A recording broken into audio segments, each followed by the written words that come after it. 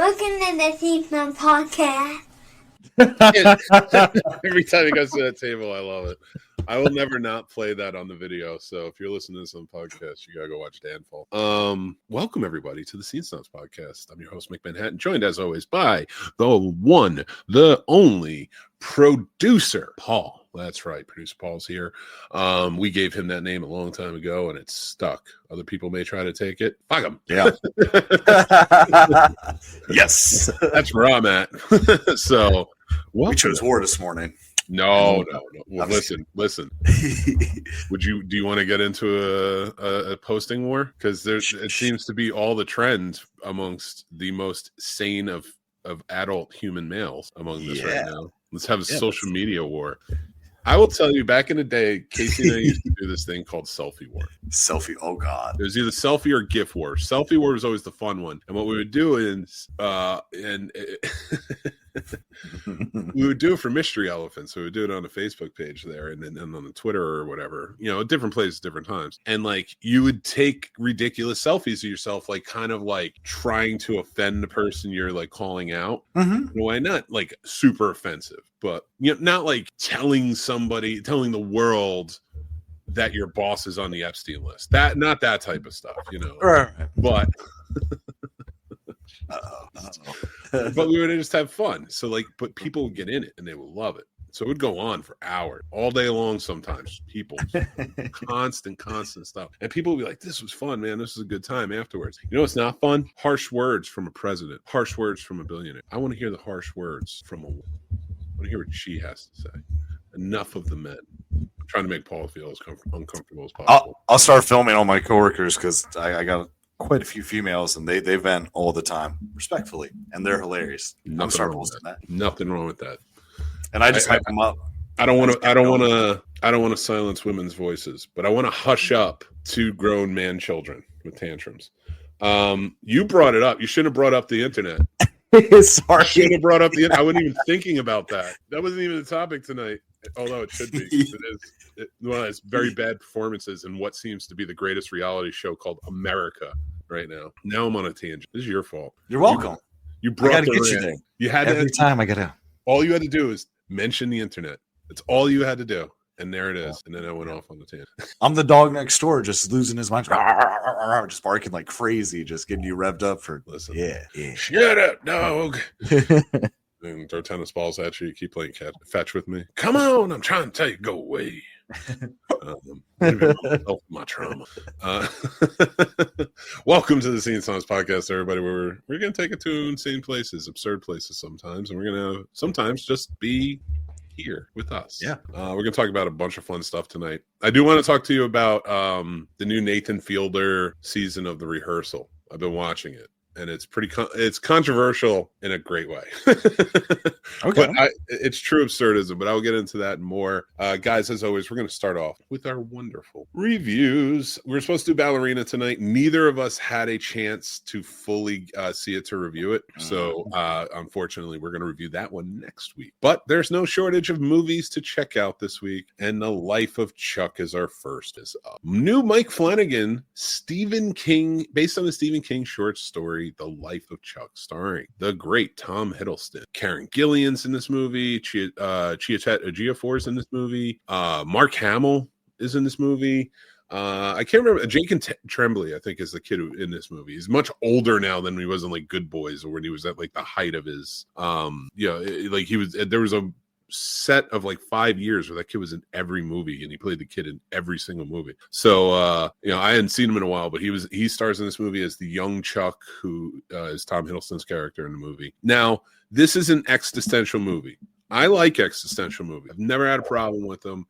They're overly sentimental at times. They're always trying to send this message of something that's a little more bigger than ourselves, whether it's godly or godlike in nature. It could be just like a universe. These movies come out every once in a while, and they always like sort of intertwine in some way, in my opinion, an air of mystery of the characters of what's going on. Now, Chuck is at the center of it all. The world seems to be ending when we start this movie, and Chuck is getting thanked for all of his years on Earth and nobody could figure out who is this guy, who is Chuck, and why is everybody thinking, and why is the world ending, and what does this look like? Like it shows you the internet goes down, there's no connection, there's things like that, like, and they just have to kind of learn and survive in that while the world is crumbling around. So, but they learn to find the beauty in it. And as we go through that, we learn who Chuck is sort of backwards. The acts are done backwards. So by the time you get to the end of the movie, you're sort of at the beginning of the journey we saw throughout. So I did enjoy this movie.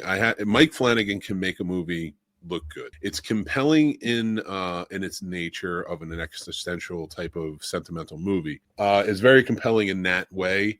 I didn't love the short story that Stephen King wrote back in the day. Not that I think it was bad. It's just, you read a non-Stephen King horror story, especially when you're younger. It's, not much younger, but like, especially when you're a little younger, you're like, I want the horror. Give me the horror, not the life of Chuck. But I did like it. Again, Mike Flanagan, all the actors in this movie did a fantastic job. His wife is in it. She plays a really good role as one of the teachers as well. I think Kate is her name. I cannot remember for the life of me. My apologies. But she's been in all of his work. She was the main character in Hush, which I thought was a great film. She played the deaf woman in Hush, and she did a great job then. And in Midnight Mass, she was fantastic as well. So to see like sort of Mike Flanagan's stock company in this, telling this beautiful story of like this man through his life and like how he became who he is and why people love him. So I think that you should check this movie out, maybe when it comes out on rental. I don't know that this is a rush to the theater sort of thing.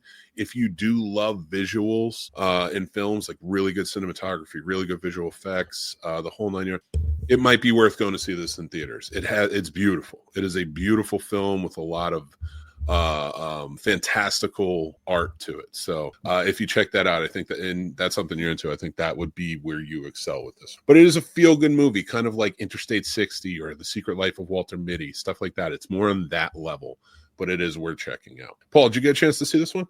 Yeah, I sure did. I actually did enjoy this short story by him because I got a soft spot for this one and Hearts in Atlantis. Especially that one. And just like you said, I kind of compared this to a mixture of Hearts in Atlantis and Secret Life of Walter Mitty. So in my opinion, if you liked either of those or both of those, I think, like you said, you'll enjoy it. I don't think you absolutely would have to run to theater to see it. The visuals are great.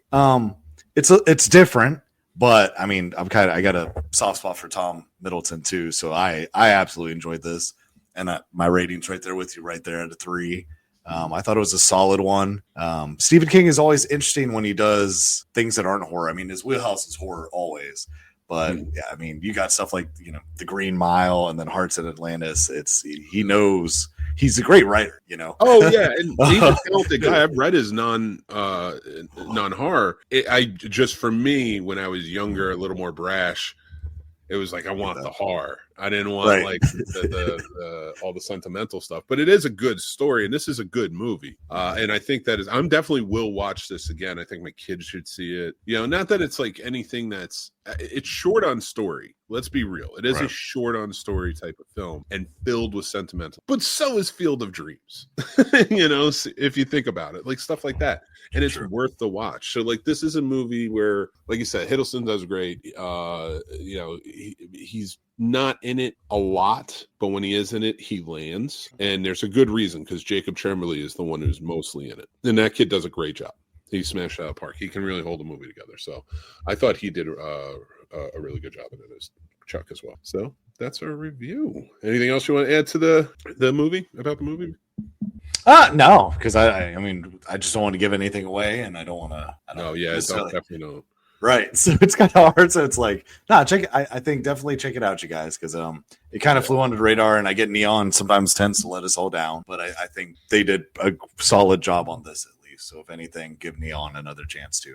I don't know that this was Neon not letting us down. I think this was more personally, Mike Flanagan doesn't really let anyone down. So like no matter where he took this movie, he would have been successful, because Mike Flanagan is one of those directors who I think kind of flies under the radar because he's more of a horror themed.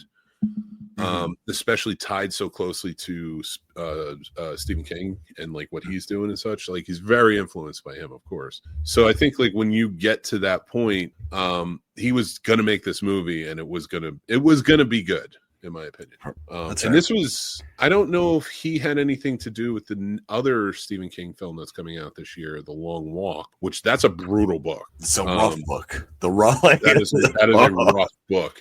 That's why when I saw it, because I always knew they would make that eventually into a movie. I knew somebody would make that and I'm going back like 40 years. Like I remember reading that book, not 40, but maybe 30 years, like, because I was a teenager when I read that, and it messed with me a little. And I remember reading that, and it just like, I was like, I don't know that I could handle this movie, because like, again, it was the 90s. So like the 90s right there is, it's going to be a problem. You know what I mean? Like, you know, there was pretty brutal stuff then. And then afterwards, I was just like, I don't know that you could make it. It's too dark. Cause like we got out of that, like we went to PC sort of phase for a while where like you don't hurt kids or anything like that. And not that it didn't happen, but it was sort of becoming a staple. And then we grew out of that, and now it's like back to who cares about anybody. But so The Long Walk shows up, but that's the second Stephen King movie coming out this year with Mark Hamill. I'm excited for that one too, though. It looks really good. I've been trying to convince a lot of people that don't like horror,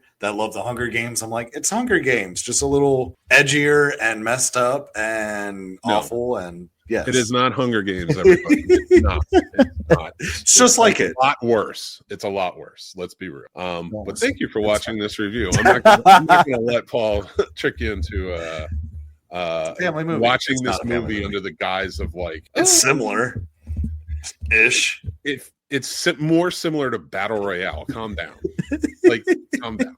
Like, don't throw out Hunger Games like it. Potato, carrot, whatever. They don't get weapons in this one. No, it's yeah. And the book is like crazy. Let me know what you guys think if you check it out. But thanks for watching you. And now we're gonna go on to Nonnas, which was a Netflix film that I really had no desire, not that there wasn't interest, but no desire to watch. I thought it was going to be a sentimental movie. I squirted a few tears during this journey, not for the reasons you might think. It's a very nostalgic trip for me. I'm not Italian, but I grew up in a lot of Italian families. Some of the Nonnas in this movie reminded me of them when I was younger, and like how it was important. Community was important. Everybody sort of banded together.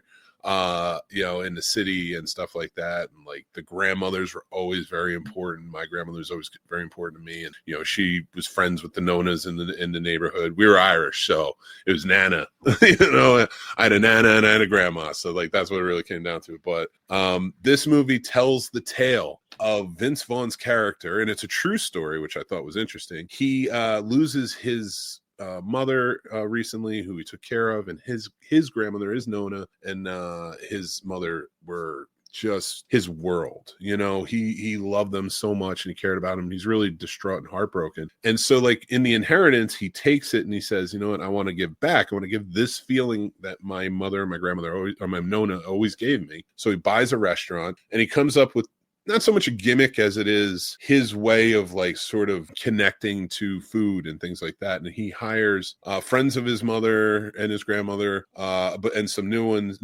but familiar faces, new Nonnas come in. So it's all like these Nonnas come in and create the menu. A lot of hard times come about with it, getting this restaurant started, especially with how things are going. But overall, this movie is sentimental. It has a nice story. The acting is a lot of fun. It was very cool to see like Lorraine Bracco's in the movie, Susan Sarandon's in the movie, Talia Shire's in the movie, and like really celebrate these older women who have been in the industry for so long, and letting them sort of like shine quite a bit in this movie. And I really had a good time. Like it reminded me of spending time with my grandmothers. So like I was feeling very, I don't want to say emotional, but like I was feeling very like sentimental, and nostalgic with watching this movie.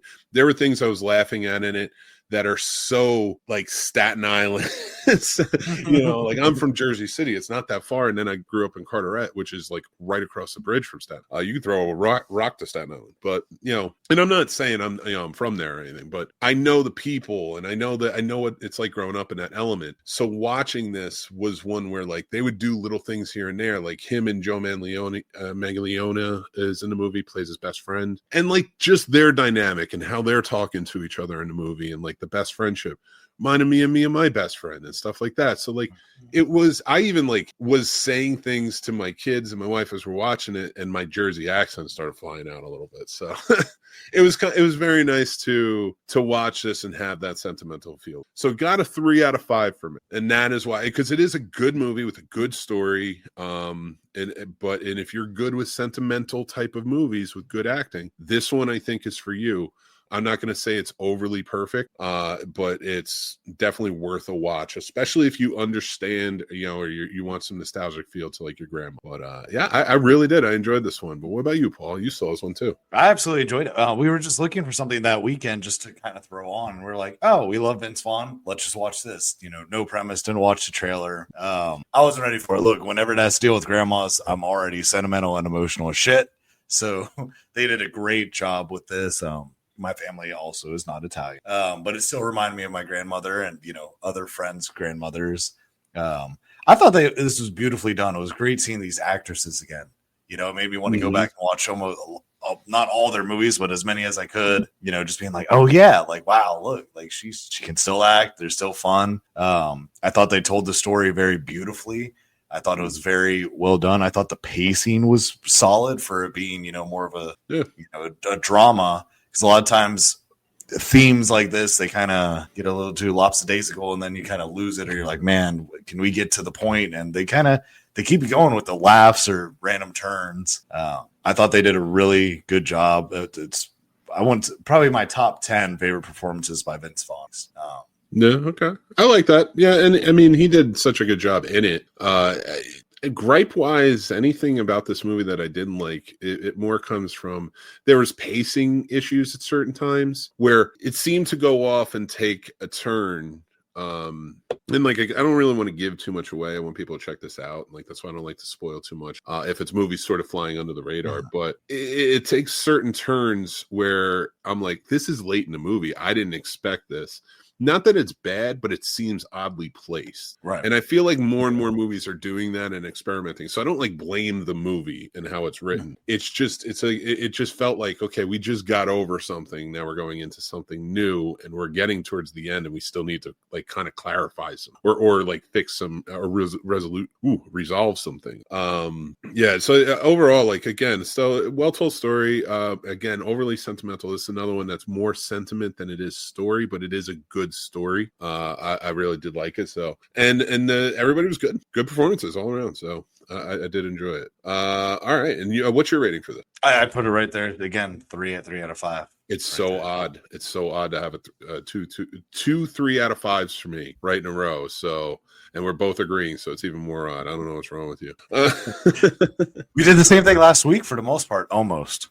But we're getting into the last one. I don't think we're going to do it for this one. Predator, Killer of Killers, the new Predator film that came out from Dan Trachtenberg and Joshua Wassop, I believe his name is. And it is an animated version of the Predator stories. This is sort of, I would say it expands more on the lore that we see in Predator 2, which is, the predators are there on Earth, sort of, it's like a trial period for them, to hunt hunters or kill killers for this sake. So they kind of expand on that a little bit. And in the Predators movie, when they go to the planet, they sort of expand on that as well. So it was a good movie. It's sort of an anthology piece, tells 3 different stories that do all converge at the end and sort of seems like it's building towards a sequel, which I wouldn't mind. And that's the thing. Like I went into this, like I was like a new Predator movie. I did like Prey. I thought they did a really good job with that. but I felt like this one was just a little too rushed, and I didn't know much about it going in. So hearing, looking a little bit more into it, I was like, all right, let me check it out. And then I found out it was animated. I found out it was animated. I was like, I don't know how I feel about that. I love the puppetry and the suit and everything, and like all the special effects and practical effects that go into Predator. But I was like, let me try it. Let me see what it's all about. And I had a lot of fun with it. It was a good movie. It's very brutal. It is a hard R. It is a Predator movie. But they expand on a lot. They show a lot more, in terms of the Predator. Again, these three warrior stories. One takes place in Viking times. It's an older woman in a Viking tribe. The second one is feudal Japan, and it's a samurai who's taken on the Predator. And in the third one, it is a mechanic in World War II who got in a plane to fight and beat a Predator. So all of these tales are about what happens when you beat a Predator and who you become. So it's the killer of killers. I enjoyed the film. I thought it was good. I don't know that I want another anthology if they follow this up, because they open it up to connection to the past. And I'm not, quite a bit actually. There's some Easter eggs in there that if you blink, you will miss it. One, I will point out, the pistol that Torres is holding in the movie, if you watch this, and again, I maintain this is more Easter egg than spoiler. That pistol is very important in one of the other movies. That's what I'll tell you, so you can go back and watch it. If you want to know what it is and you want to go and find it, then let me know. But I think the investigation of that is always most of the fun. Again, really fun movie. This is very rare. 3 movies that I'm reviewing today all got 3s. I usually don't even really get to 3s that much, and if I do, they're like way better. So 3 movies, 3 out of 5. They're all solid. Solid choices. Go check them out. If I had to tell you which order to go see everything in, maybe Life of Chuck, Predator, and then Nonna. But 2 are streaming right now on Hulu and Netflix. Go check that out. The other one's out in theaters. Go check that out as well. But thank you for watching. Did you watch Killer of Killers? I sure did. I'm so sorry, my friend. Oh, you're good. You're good. It is Paul's turn. For some reason, I had it in my head that you didn't watch it. So please tell me what you think about the movie. I'd love to hear it. This is actually probably my sorry, that was Thunder and Lightning. This is my third favorite Predator movie out of all. What are the first 2? I mean, the first one's Predator. The first one's gonna be Predator, then Predator 7, the one with Keegan. I don't. Oh, the Predator. Yeah. Right. Yeah. That's an interesting one. Have you seen 2 in a long time? It's been a minute. I would go back and look at 2. I bet you it'll go higher on your list. I don't know where it would land, but I think it'll go higher on your list. But this is solid number 3. This to me, I've been getting a little more into animated a little bit, so I really enjoyed it. To me, this is like it was 3 poems of death in a fun way, in a Predator way. The kill scenes are insane. It's more than just a game of cat and mouse. And even though that's what I love about Predator, just kind of the chase, trying to find them or outrun them and this and that, this one had a little more to do. And when it's animated, it's boundless. They can create more. They can do more. They can visually show you a lot more. And I do enjoy that more with animated movies, especially when it's more of an action side. So I really actually enjoyed this one. And I'd probably put it right there at a 3 with you. But I did enjoy how they go back. We get to figure out more about the Predators and things like that, because they've hinted at things. They've shown us some things through all the movies, or even Alien vs. Predator. But it's kind of nice formally getting more of a backstory. Yeah. I like that. I like that they were kind of adding, because part of me was like, and again, trying not to give anything away because I want people to check it out, but part of me was like, when you get to that final part of the story, because I thought it was just going to be an anthology all the way through. And then when you get to that last quarter of the movie, it's tying it together and what this is. It was so interesting to me, it made me question things that happen in the other movies. Like, did the Predator purposely try to kill Dutch so he wouldn't have that same fate we see in this movie? Mm-hmm. Because I have to assume it was sort of a not just an initiation, but if a Predator does get killed in a battle, where does that look like afterward? Where does this go? Does everyone go that way? And why is it all different times? So it opened up the lore of Predator to an interesting way that I'm stoked for. So I'm into it. But yeah, thank you. That was our review of Killer of Killers from the new Predator movie. I hope you go and enjoy it. It's out on Hulu. Thank you for watching. Now, guys, we don't normally do this, but we got a sponsor on the show, and I have to start doing reads now. So I hope you guys are very okay with this, because our new sponsor, and not even our buddy here knows about it. It's Shenanigans Strip Club in Schenectady, New York. Come on down, ladies and gentlemen, because we got the best show around with the best food on it. And if you don't feel like coming down to see these lovely ladies shake their stuff for you, make sure you join Uber Eats, because we're on Grubhub, Uber Eats, and everything else. You want tasty wings? I'm sure they have them, I guess. I don't have the menu in front of me, but head on down to 2169 Central Avenue in Schenectady, New York. You can go down and chow down on some wings and see some other. Thank you, Shenanigans, for sponsoring the show.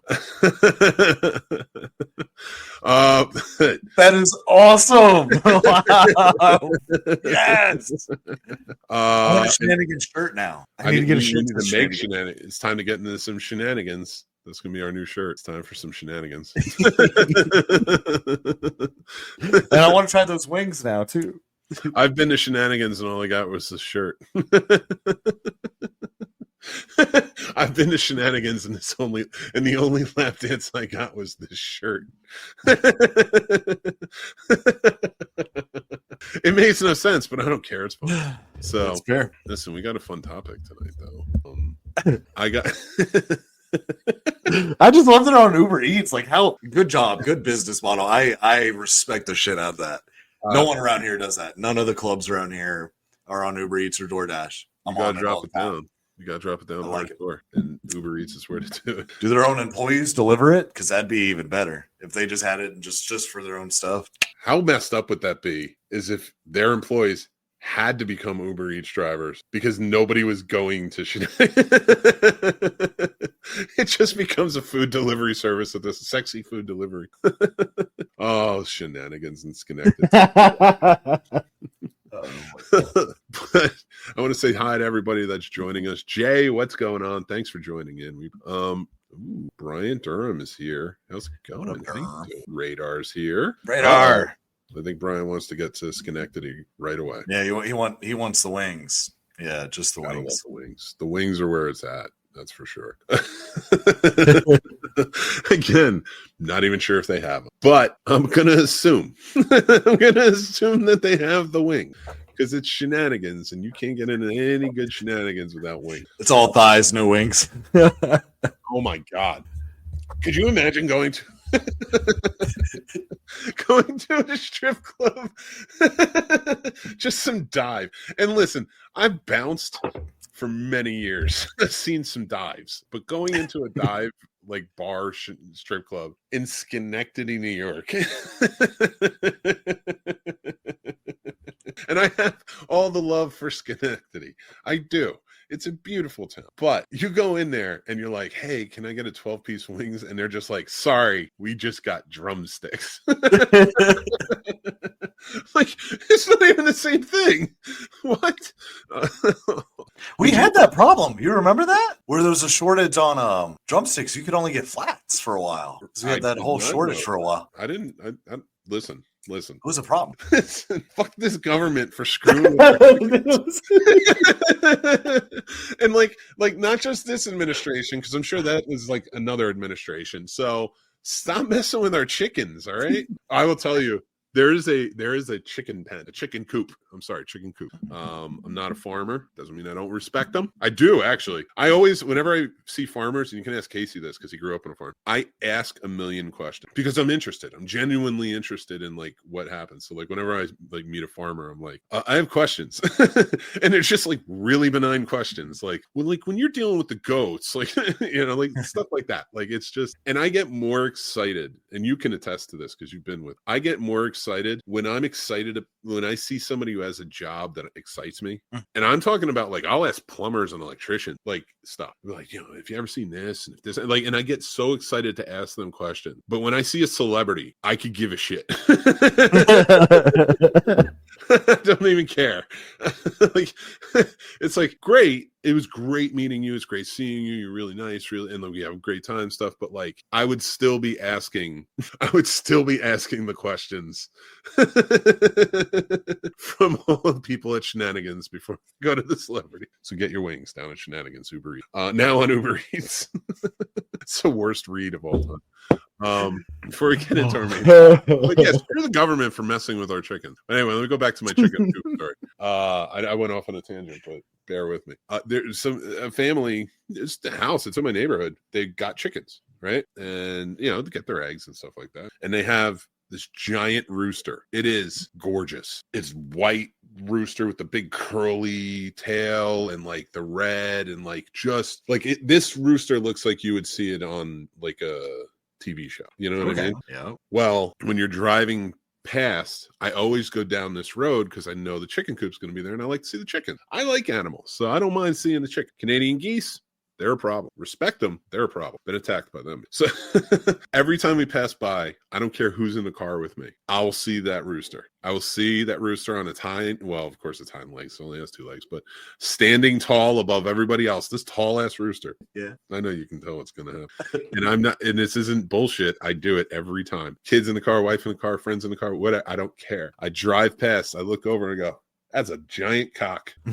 Yup, sure it is. Is that funny? I don't care. Yes, it's funny. Is me saying it every time annoying? Maybe. No. And do I regret it in any way, shape, or form? Absolutely. Nope. But here's the thing. I don't put on performance. I just entertain. There's other people who can put on performances. It's the worst segue. Let's go to Shenanigans. Let's go to Shenanigans. You want a great performance? Head on down to Shenanigans in Schenectady, New York. Where the girls are hot and the wings are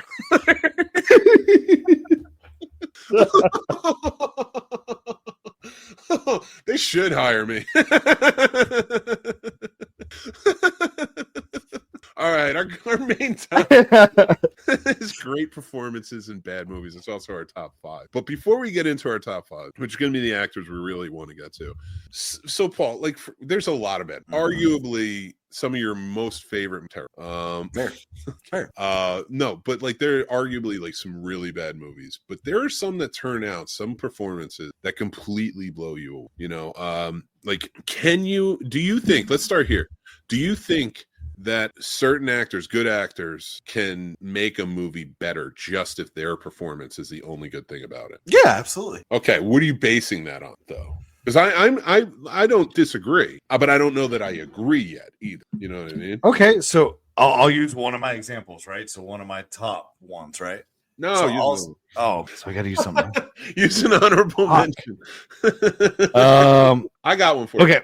I got one for you. If I'll throw an example out, and then like we can go from there. How's that? Okay. So for me, a really great performance and arguably a bad movie is Alan Rickman in Prince of Thieves. I like Prince of Thieves. It is a guilty pleasure. It is not a great movie. It's basically A Knight's Tale, but they didn't quite get it. They sort of got it right. Like, there's a lot that's messy about that movie. But Alan Rickman as the Sheriff of Nottingham, that's an amazing performance. I think he enhances that movie. He gives that movie the credibility. So like one like that, like, would you say that would that be like sort of a representation of what you're trying to say? Yeah. Or the one I finally thought of was Nicolas Cage and Left Behind. Ugh. It's boring as shit. Ugh. Bad premise. Worst book. But Nicolas Cage makes it enjoyable, so I probably do watch that at least once a year. It's good performance, and I think he makes the movie better as opposed to what's his name that was in other ones. Oh my God, Kirk Cameron. Thank you, that one. Yeah, him. God bless, man. No, sir. I remember when the Left Behind Kirk Cameron movies came out, and I didn't know he was crazy. The internet was still young back in the day, Paul. So I didn't know like he was like hardcore Christian. Like I saw him one time. This is where I learned it. So I hadn't seen him since Growing Pains, and I loved Growing Pains growing up. And I loved all sitcoms because I was a latchkey kid. But I came home and watching. I went to the video store and I saw his picture on the Left Behind, right? Okay. And that's how I learned what Left Behind was. I didn't know it was Christian. It's a super Christian book. It's all about the rapture. Super Christian book. And whatever, to each their own. I don't mind certain Christian. Some are wild, but some are good. I like the sports Christian movies the best. I feel like those are my wheelhouse. And I love gospel film. I don't care what anybody says. I worked on gospel films. I love gospel films. Again, not always the best. Well, that's I used to be a bigger fan of Tyler Perry. I don't think I was going to say this. Yeah. His movies are as good as they used to be. They used to be more poignant, in my opinion. Yeah. And now those are movies where the acting is generally terrible. Like his movies and his TV shows, the acting are generally terrible, but he tells good stories. Mm-hmm. And I can get behind a good story. I'm like that's the thing. Like if the movie's got a good story and it's got a great performance, but the rest are terrible, I'm in. And I have a list here. Don't worry, and I think some of them are going to piss you off, but I know some are going to piss you off. I'm just kidding. Yeah, I love gospel movies. Certain ones, of course. And well, my old boss when I worked out there, that's what he made. He made gospel. Okay. So getting used to working in them and like being a part of it and being part of the world and such for even a small part. Kind of like it was just something like it's the same with theater. Like when I got into theater, now I'm really into the theater. So like I'll always sort of have my mind toward in those things because I've been able to like connect with them in certain times. So but there are bad ones.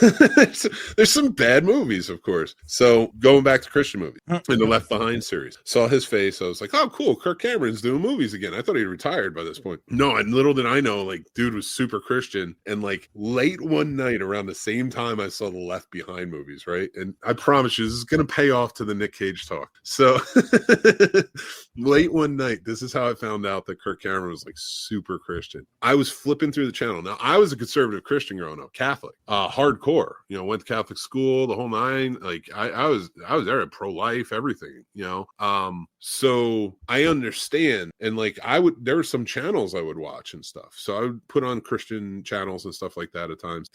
But like, I wasn't Christian in the sense of like what I'm about to tell you about Kirk Cameron. I was Christian, but I had my beliefs. I didn't like inflict them on anybody else. What?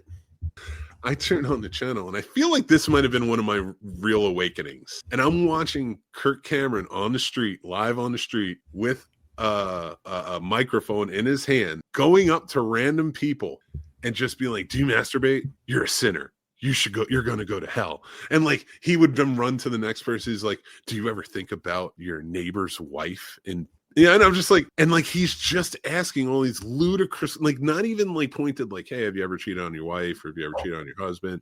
Not any of these questions of like, hey, do you have like sexual thoughts about other people outside of your marriage and such? Like straight up accusing them, then walking away from them as if they did it. And like and as the longer you watched them, the harder it would go. And I started getting more and more creeped out. I'm like, oh, this isn't awake. I feel like a lot of people need to watch that these days. I want to watch that now. And he did it a lot. Like, cause he was, I guess they had a show kind of like what we do here, but on television and like with a lot more backing than Shenanigans in Schenectady, New York. But so they did a talk show like that, and he would like come on and like sit at the desk and talk about Christian values and stuff. And like he was basically the celebrity voice of Billy Graham or whoever else. Fast forward, I forget where I was, but I saw Left Behind was being remade, and I'm like, that's an ultra Christian. Because after that, I dove a little deeper into it because I'm like, is he this crazy really? And he is. So, but crazy like a fox. Because I don't want to get sued, but like, he's not crazy. He's just super into. I can't not say it. It's just crazy. It's just wildly crazy. I'm sorry, but anyway, get back to Nick Cage because I realize I'm going on a tangent here. But so back to Nick Cage. I saw they were making that movie with Nick Cage, who's one of my favorite actors. I got shook for a second because I'm like, is he crazy? Oh. Which I know Nicolas Cage is crazy, but I'm like, is he the guy that's like? Am I going to find out that Kirk Cameron or not Kirk Cameron that Nick Cage goes on like Christian-based channels and like screams at people about them being sinners? Like, am I going to find this out? I was upset. I was upset at the time because I really did like Nick Cage, and then I found out that he did those movies because he did like everything he could to make his money back. So I was like, okay, thank you. So needless to say, I'm with you. That'd be more fun to watch Nicolas Cage doing that though on street. Do you masturbate, sinner, and just walking the fuck off after that? All right. So Nicolas Cage craziness. There's not a movie that goes by that he doesn't do something crazy. Mm-hmm. There's no movie you can mention where it isn't some, even like The Family, like there's something crazy. He's a great actor. I love Nicolas Cage. I think he's one of the best actors around. I'd punch myself in the nuts to interview Nick Cage, as long as like we could have a real discussion, like, because he's a big movie fan and stuff, like, and I want to talk to him about his process and stuff. None of that scandalous shit or anything like that. Right. I'm not interested, but I would punch myself in the nuts to talk to him. And like, there's no one else I'd say that about, and not because he's a celebrity, because his choices in acting are so wild and so off the wall. I need to clarify something. Like, how do you go from here to here to here? Because when I was watching National Treasure, I watched it the other day with my son. He loves those movies, and I love them too. I think they're great. But I'm watching the first one, and of course, Nick Cage is in it, and I'm like, he was the most normal in this. I don't think he had any crazy. And then there was a point where it was either the first or second one. He and the woman he's with, who goes on to be the love interest. I can't remember the actor's name at the moment, but she's like, all right, we got to time to put on a show, and they're supposed to fight, and he just starts stomping around and throwing a tantrum like wah, wah, wah. And then like sliding down the pole at Buckingham, or sliding down the banister at Buckingham Palace and like screaming. I'm like, they said put on a show, fight or something, cause a distraction. And this dude heard go full Kirk Cameron. Yeah.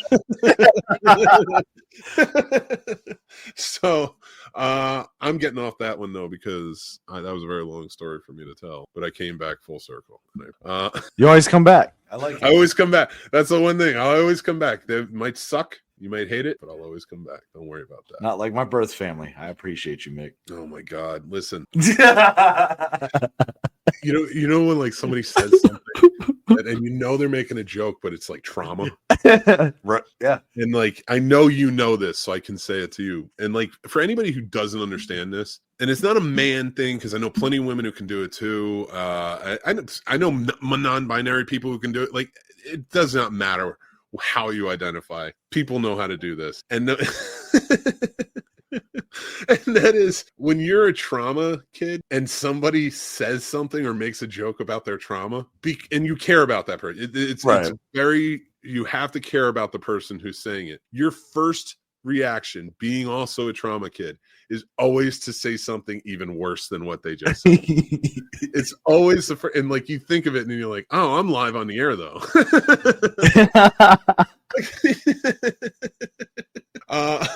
And it wasn't like worse that it was a better joke. It was like worse that it was like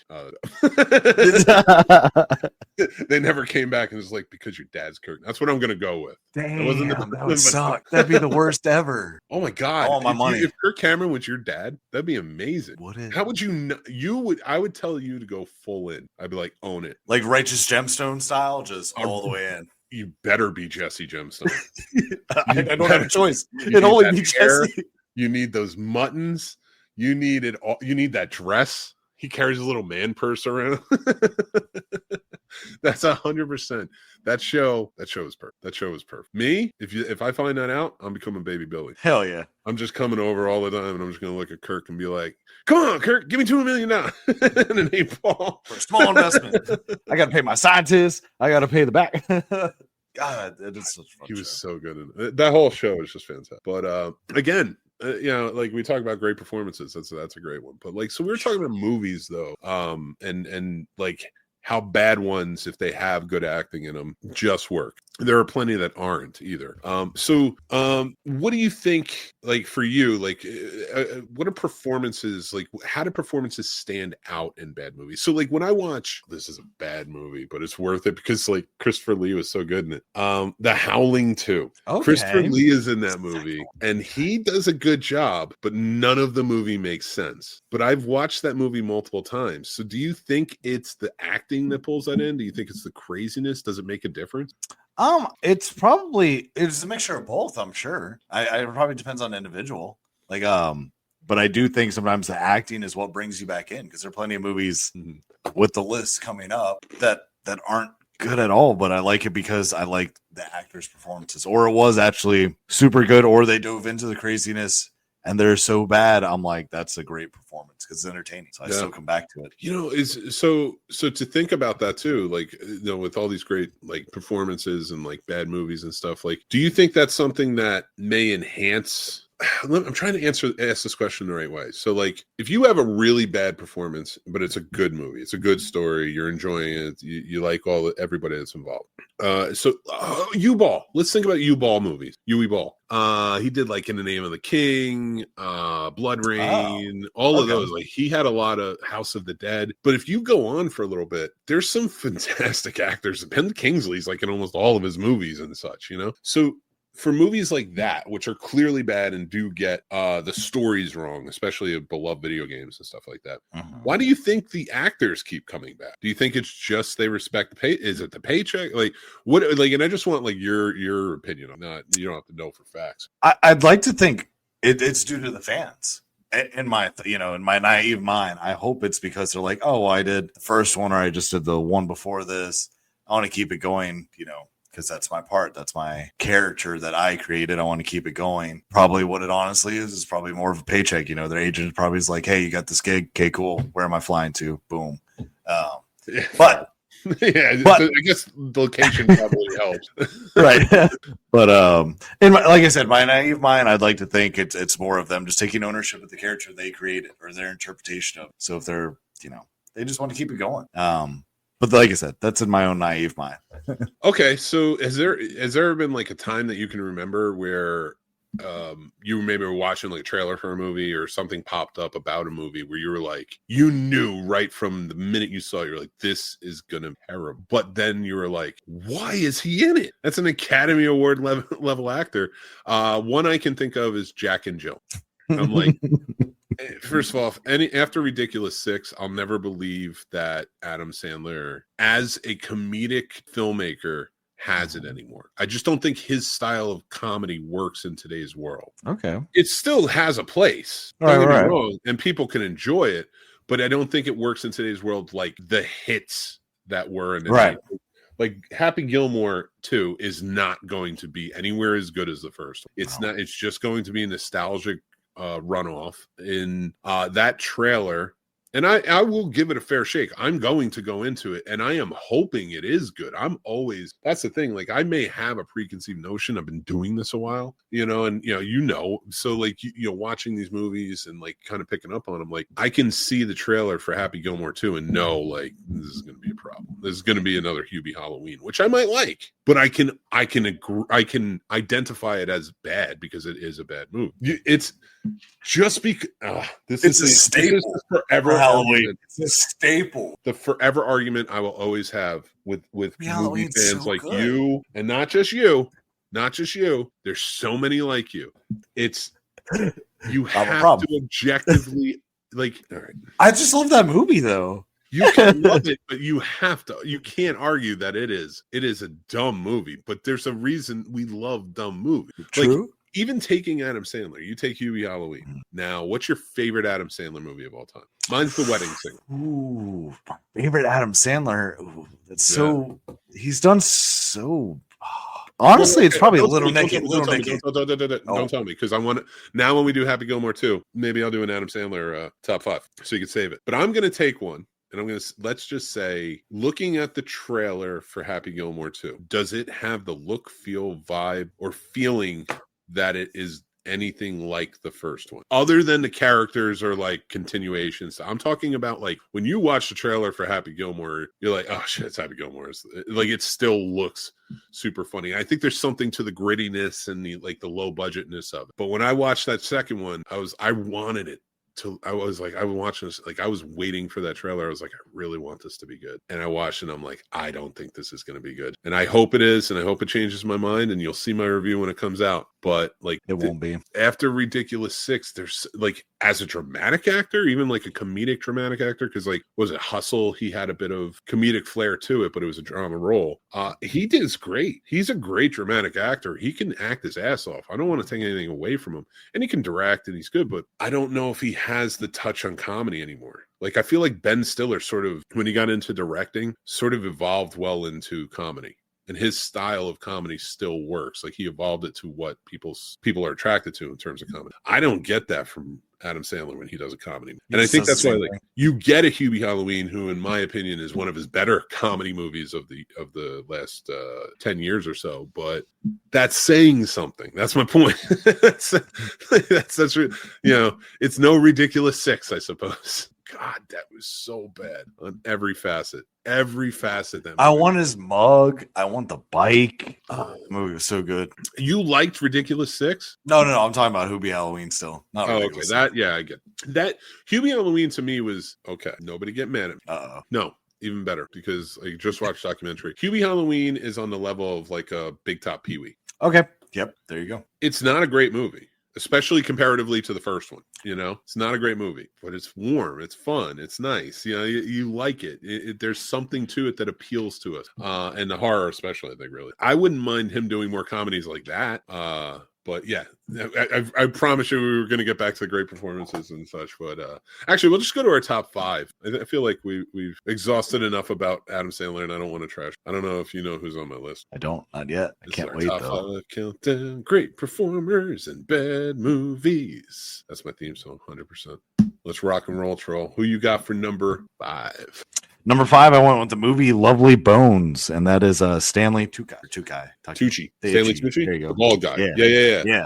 Yeah, it was a bad movie. He's so good, though. You're right. Dude. Right. Holy shit. Everything he's in is so good. And he's so chilling in that movie. That's a good choice. He's unsettling in that movie. That movie made me feel uncomfortable. And I was like, this is just a movie, Paul. It's just a movie. But I was like, oh. Nope. No. That movie is what, not that movie, but like movies like it are what kept me out of pedophiles' trucks as a kid. I was like, you seem creepy. I'm going to go this way now.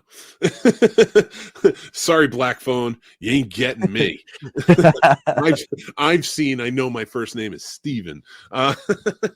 Anybody who understands that deep cut, welcome to the Scene Snobs. You're in the right place. My number 5 is the man on the picture, Raul Julia from Street Fighter. Raul Julia also played Gomez Addams in the Addams Family movies. He was an amazing actor. He was truly fantastic. Kiss of Spider-Woman. If you don't know Raul Julia, he died, unfortunately, right after he made this movie. Street Fighter. Right after he made Street Fighter, he died of cancer. So, rest in peace, man, because he was such a fantastic actor. He has a really good movie where he played a Catholic priest at the Vatican who was smuggling Jewish people into the Vatican to get them away from, it depends on who you ask. Some people will say the Pope had like instructed them to do it, but I don't know if that's true or not, but like he was the priest that was doing it during World War II. And they made a really good movie about it. And he did it. No, I'm sorry. That's the wrong movie. That was Gregory Peck. His movie where he plays a Catholic priest was about the missionary priest for Catholicism. And I know for a top 5, you guys don't give a shit about this, but in I think it was Argentina, and he gets assassinated in it. It's a really compelling story. I got those two mixed up. They are fantastic movies. On next episode, I'll find out the name. But Raul Julia was just a truly great actor. And he made that. Bison was cool in that movie. He made that movie cool. So yeah, that was my number 5. Number 4. Who's your number? Suicide Squad, because I didn't really care for that movie, and I went with Margot Robbie. Yeah, she was good in it. That first movie. I liked the second one. I liked it. A lot of people, I think, give it a little more shine than it deserves, but I do like. That's a good choice. She did good in that role for sure. Although I would say her, like if I was to pick her role, I think Birds of Prey was worse. Oh and yeah, she was still good in it. So like that's where I think I would probably pick that one out personally, because that movie just so bad. But my number 4, controversial, Phil Hartman in Jingle All the Way. Nice. I think Jingle All the Way, again, like we talk about Hubie Halloween stuff, it's a fun Christmas movie, whatever. Kids like it and stuff. I get it. I think it's cheesy. It's not one of my staples I need to watch every year. I could care less, but Phil Hartman in that movie is on point. He's perfect. He adds a perfect heel to Schwarzenegger's Babyface. I just think his performance in that just like slaps. It's perfect. Yeah, that's right. I'm using slaps now. I'm going with it. Deal with it. And you're going to deal with it with me. You know who else slaps? My dad. No, I promise you, I'm just having fun Friday. All right, number 3. It's going to be the Hilary Swank, the next Karate Kid, and it's going to be Pat. Oh, I just forgot his last name. Pat Morita? Yep, Pat Morita in that one, because I couldn't stand the one with Hilary Swank. Nah. Yeah, he does. That third one and that fourth one were tough, but he did a great job in those movies. Like, he knew the character. And that guy, I mean, he was nominated for Mr. Miyagi in the first one for Academy Award. That drunken scene where he's, you know, talking about his family, a brilliant act, brilliant. Of course, it's no collision course. Another deep cut for you. Again, if you know that one, we can be friends. Number 3 on my list is Angela Bassett in Vampire in Brooklyn.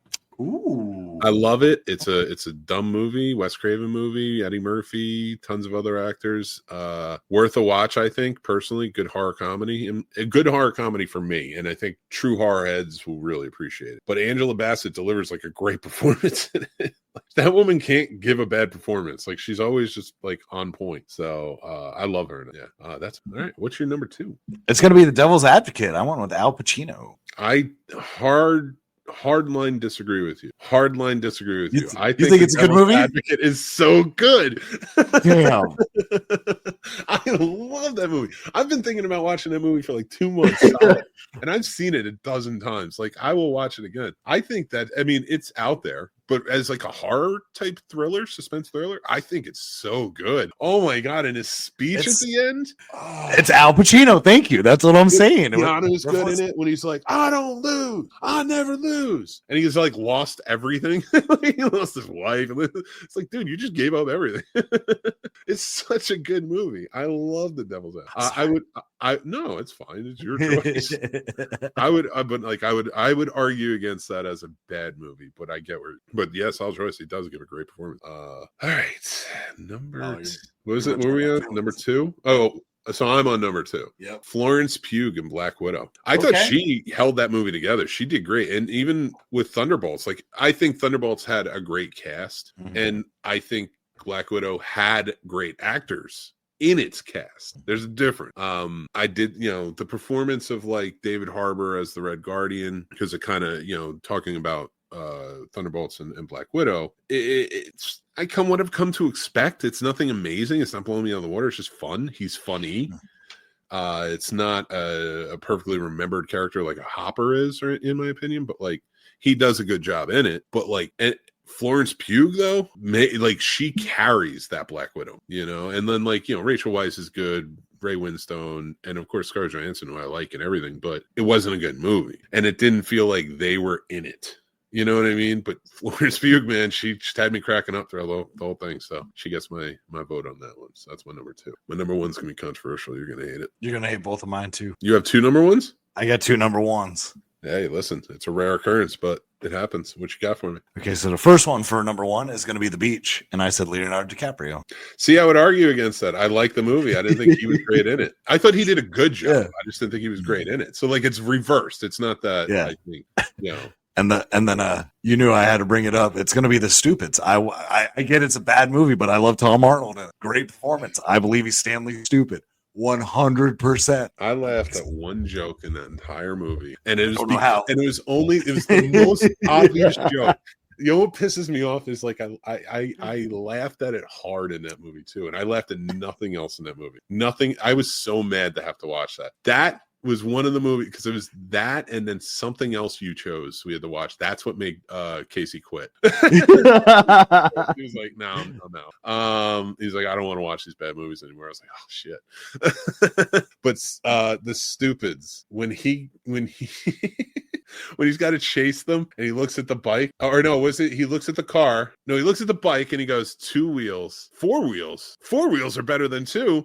And you think he's going to take the car, but he takes rollerblade because it has 8 wheels. Yes, sir.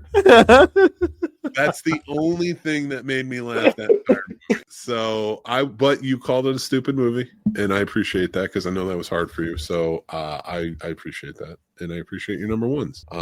My number one is I don't know how anybody who listens to this show for more than like a year doesn't know this, but it's Taylor Swift in the movie Cats. She was the best part about that movie. I didn't even think about now, I'm not trying to Dave Portnoy this or anything. I'm not 5'5", so I don't try to worry about all that stuff. But like, I'm not super in love with Taylor Swift. I joke about it and stuff. But like, her singing was good in it. The scene was like majestic. It was fun. So like, in an arguably terrible movie where all of the actors who I like in the movie are bad, she pulled off a really good cat. I should have gone musical. Could have said like Jeff Goldblum and fucking Wicked. Boom. You just hate Wicked. I didn't think I do. I personally don't think he was bad. I just didn't. No, he was good in it. That's what I'm saying. He was a good actor. Oh wait, no, yeah, you hate Wicked. That's what.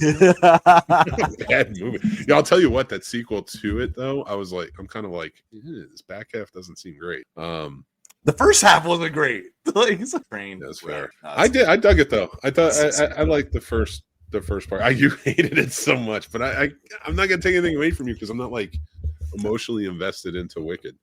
You know what I mean? That's free. Matt, I still hate worst movie you ever gave me as a friend. Matt is a lovely gentleman that we know who every week, like clockwork, watches Wicked on Sundays at 6 p.m. I don't know why. It's just become sort of a tradition, and he masturbates. So it's been like a wild ride the whole time. So that's our top 5, though. Thank you guys for joining in. Not James Cameron. What's his name? He's going to call you a sinner. My favorite part of that is it said I put that on the top 5. So not only is that on the podcast, it's going to be in the top 5 clip. So everyone knows Matt masturbates to Wicked once a week at 6 p.m. on Sundays. That's how the friendship ended. How would you feel if somebody said that to you? If somebody divulged a piece of information that's not an overly wild piece of information. If somebody was like, yeah, no, I can't, I'm masturbating. That's weird to hear, but I guess thanks for telling me you're doing something. You know, I'd say same. That's why I'm calling. Yeah, that's why we do this at 8 and not 7. Paul's got some work to do. But I don't know, man. Like Matt, like it might be a little much to do that to Ariana Grande every week. Or is it Jeff Goldblum? Let's vote. Next episode, let's figure it out. I like that a lot. He's gonna hate us. There he is. Johnny Loves Movies. There he is. What's going on, buddy? Thanks for joining in. I got to hang out with him yesterday on the Horror with Sir Sturdy podcast, and it was a lot of fun. We talked not Abby. We're talking Abby some point. We talked about Sugar Hill, Black Exploitation, Zombie. What's going on? The booger booty is magical. I get it. I'll tell you where it's magical. If you want to go see some booty that's magical, you go down to Schenectady, New York, and check out Shenanigans. That's right, everybody. They got the wings and they got the talent, and we're here for it. Thank you, Schenectady and the town, for allowing such a great establishment like Shenanigans to be involved. We love you, Shenanigans. Go get the wings now on Uber Eats. Now welcoming class of 2025. If you have to go in, though, you have to go in and use promo code SNOBS. You have to walk up to the doorman and say, I want the lap dance, promo code SNOBS. If you don't use the hand gesture, so for everybody who's listening on the podcast right now, you're kind of lost. If you don't use the hand gesture, you're never going to get to use the promo code. So just don't tell them we sent you. Say the word snobs. Yeah, no conversation outside of that. Just walk up to him and be like, snobs. Promo code snobs. Like, what does it mean? And it is not good on Uber Eats. You can't use that promo on Uber Eats until they let us. But get on down to Shenanigans in Schenectady, New York on 2169 Central Avenue. We love you, Shenanigans. Oh, it's the best. Oh, they do have wings. Boneless chicken wing. I clicked on That's awesome. I clicked on the website as we were going. It was like one of the first things. It's a strip club. It has to have wings. A website. That's why. Oh, it has to have wings. What is one feature before we get to mixed movie pick, what is one feature of a strip club that, like, if you go, it has to have it? And I don't want to hear like hot women or anything like that. We know what the staples are of a great strip club. I want the thing that really stands out to you. That they have to have Pepsi on tap instead of Coke. I've only seen Coke in those establishments. Never Pepsi. I would go one further. I'd say Royal Cola. Was it Royal Crown Cola? No, that was the stuff back. Like they would buy the RC. That's what's up. Yeah, bullshit. And if they have RC at a bar, which is far and few between now, like that doesn't happen anymore. But if you're ever at a bar or a restaurant or something and they have RC Cola, they damn well have birch beer, and you better get the birch beer because it's good. So good. It is so good. But I would say that a respectable strip club, in my opinion, that I'd want to go into has to have very clear rules and stipulations for the merchants wearing mesh shorts. I like it. Another deep cut. But yeah, that's get down the shenanigans, get your wings and more. Your wings and more. That's what it's all. So all right, I'm having fun, but are they tossed in sauce? We're always tossing. Tossing the garlic parmesan, the hot, the whole. This is mixed movie picks. For tonight. One looks like Mission Impossible. One maybe. Both of these are from 1978 and 2015. That's right. And they're both our classic film reviews of the week. The Wiz from 1978, because we are celebrating Juneteenth here on the channel. So we're celebrating black cinema, especially black exploitation films and other great black cinema films in the past. You can see it on Does It Suck and Classic Film Review all week. And we're finishing out this month. We're doing classic film reviews of all of the Mission Impossibles leading up to a review of Final Reckoning, the new movie coming out. So you can go check all those out. There'll be a playlist over on our YouTube. But yeah, we have The Wiz out now. You can go check that out. Full classic film review where we give background to it, I think. And of course, Mission Impossible Rogue Nation from 2015 is the one we're celebrating. And those are our mixed movie picks for the week. I want to thank you guys for joining in. I want to thank you to our sponsors, Shenanigans in Schenectady, New York. Make sure you go down, check out the wings now on Uber Eats. I want to say thank you guys so much for being a part of it, hanging out, having a good old time, wiping your nose, wiping your chin, thinking about getting in that car and heading on down to Shenanigans to roast some s'mores. 11 hours and 47 minutes. Door to door. Looked it up. 11 hours, 47 minutes away. There you go. But thank you guys again so much. Paul, you got anything you want to add before we take off, my friend? Yeah, you guys, summer's upon us. Make sure you hydrate. Make sure if you work outside, hydrate the night before. Heat stroke is no joke. Cramps are no joke. Waking up with them sucks. It's happened to me once or twice because I wasn't taking care of myself. Be careful outside. Be loving to each other because it's still a crazy world and we got to all do our part for each other. Keep watching movies. Keep loving movies. And enjoying the magic in them. I love it. Guys, I want to say thank you so much for hanging out with us, having a good old time. We really appreciate it. If you're watching the show or watching any of these clips over on our YouTube, please subscribe. We're trying to build it out, really build out this channel with a lot of really fun, great shows that are movie-centric or just show the love of pop culture and stuff that we really enjoy. So we would love for you to be a part of that. Of course, we're going to have a lot of our Carolina Fear Fest material coming out soon, so make sure you're following them and you're checking that out as well.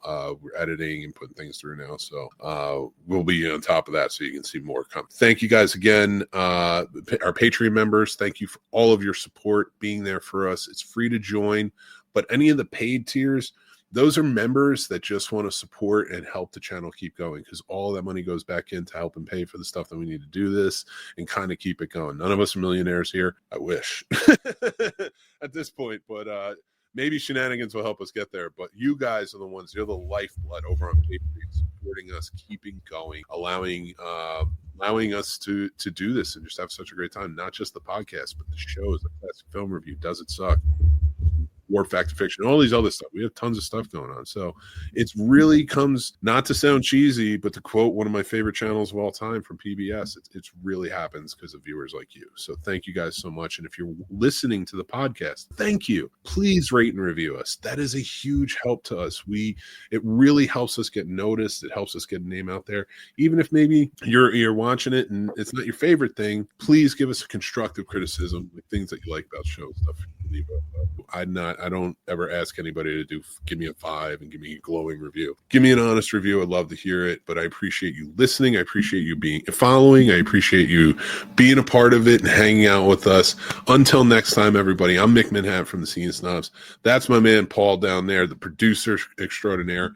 Next Friday the 13th, starting at midnight. That's right, Thursday night at midnight. We are going to start over on the Sir Sturdy podcast, Sir Sturdy channel, Sturdovision. We are going to be watching every Friday the 13th movie. They will be playing in his Discord. You can watch along over on there. You can watch along at home, but we're going to be live the entire time talking about the movie, having a good time, watching everything, all 12 movies in the Friday the 13th franchise. So please join us. Have a good time with that. And we're going to have some very special announcements and other things going on as well. But everybody, I've talked enough. I just want to thank my good buddy Kirk Cameron for being here tonight.